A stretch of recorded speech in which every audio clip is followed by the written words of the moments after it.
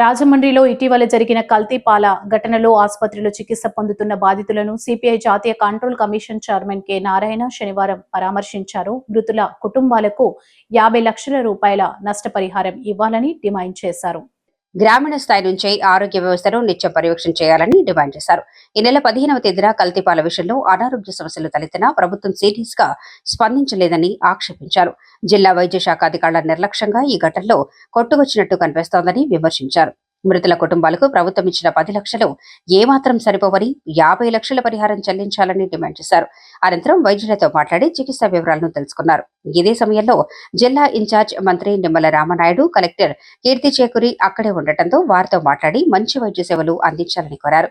ఆయన వెంట సిపిఐ నాయకులు అక్కినేని వనజ, తాటిపాక మధు, రేఖ, భాస్కర్రావు, కె సత్యబాబు, ఎం ప్రసాద్, నక్కా శ్రీనివాసరావు తదితరులున్నారు. ఇది ఒక విషాదకరమైన ఘటన. దీని రాజకీయాలు పొలవాల్సిన అవసరం లేదు.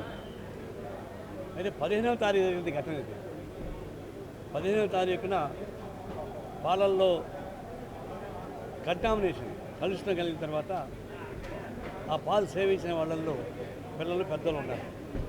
పెద్దవాళ్ళు ఎక్కువ మంది ఉన్నారు. 15 జరిగితే 19 దాకా వెలుగులోకి రాలే. 19 నుంచి ఇప్పటికి 28, దాదాపు 10 రోజులు. అంటే సకాలంలో విజిలెన్స్ వ్యవస్థ ఫెయిల్ అయిపోయింది. సకాలంలో జరిగే ఘటనని తెలుసుకోలేకపోయారు. మీకు మండల స్థాయి నుంచి జిల్లా స్థాయి, స్థాయి దాకా స్పెషల్ బ్రాంచెస్ ఉన్నాయి. ఏదో నగరం చుట్టూ మా చుట్టూ తిరిగేది కాదు, సమస్య చుట్టూ తిరగాలి కదా. మరి 5 రోజుల పాటు వెనక్కి రాలేదా? ఆ తర్వాత వచ్చి కాలేజీ హాస్పిటల్ అడ్మిట్ అయ్యారు. చేతుకాలిన కాకులు పట్టుకున్నట్టుగా ఆలస్యం అయిపోయింది. ఇది చాలా దురదృష్టం. ఇంకా ప్రమాదవశాత్తులో ఉన్నారు. పిల్లలు 3, మిగతా పెద్దవాళ్ళకి 9 మంది.